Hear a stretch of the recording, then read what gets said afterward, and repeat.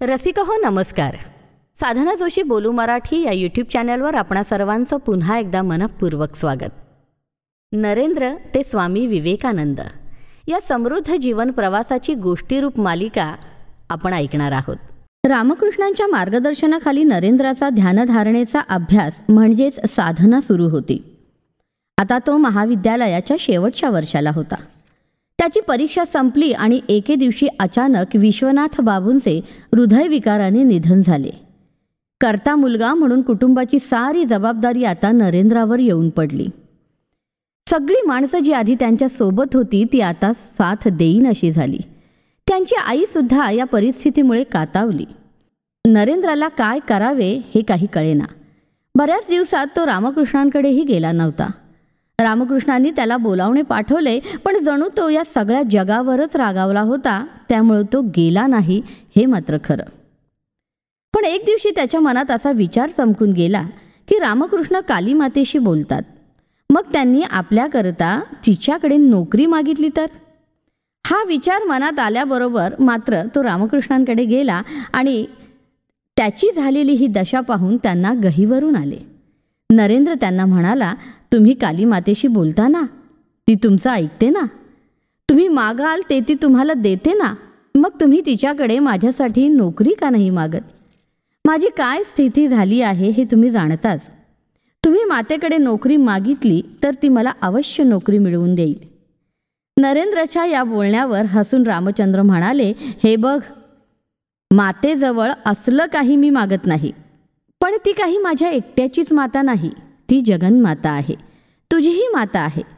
तू जर तिच्याकडे काही मागितलेस तर तुलाही ती ते अवश्य देईल.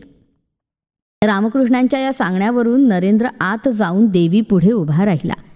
शांतपणे तेवणाऱ्या समयांच्या मंद प्रकाशात देवीची ती करुणामयी मूर्ती त्याला आणखीच विलोभनीय भासत होती. फुलांचा सुवास गाभाऱ्यात दरवळत होता. या वातावरणाचा एक वेगळाच परिणाम नरेंद्राच्या मनावर झाला. त्याला वाटू लागले, अरे, ही तर जगन्माता आहे. भक्तांचे सर्व मनोरथ ही पूर्ण करते. ही सर्व शक्तिमान आहे.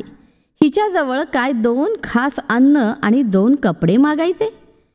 आणि म्हणून प्रत्यक्ष मागणे मागताना त्याच्या तोंडातून शब्द बाहेर पडले, हे माते, मला ज्ञान दे, विवेक दे, वैराग्य दे. एका भारलेल्या मनस्थितीत तो बाहेर आला. रामकृष्णांनी त्याला विचारले, काय काय काय मागितलंस देवीकडे?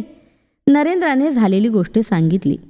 तेव्हा रामकृष्ण म्हणाले, अरे, तू अन्न वस्त्र मागण्यासाठी तिच्याकडे गेला होतास ना, मग ते न मागताच परत आलास? वेडा का काय तू? जा पुन्हा आणि जे हवं ते माग.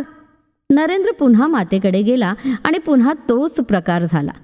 रामकृष्णांना सांगितल्यावर ते हसून पुन्हा म्हणाले, अरे, आपल्याला काय मागायचं आहे हे सुद्धा तुझ्या लक्षात राहत नाही. जा, नीट लक्षात ठेव आणि माग बरं. नरेंद्र पुन्हा मातेपुढे उभा राहिल्यावर त्याच्या तोंडून आपोआप शब्द उमटले, मला ज्ञान दे, विवेक दे, वैराग्य दे. मग त्याची समजूत काढताना रामकृष्ण म्हणाले, नरेन, तुला अजून ठाऊक नसलं तरी तू एक वेगळ्या प्रकारचा असामान्य मुलगा आहेस. तुझ्या तोंडून आईपाशी अन्न दे, वस्त्र दे असं मागणं मागितलंच जाणार नाही. आणि हे बघ, ती जगन्माता सर्व शक्तिमान आहे.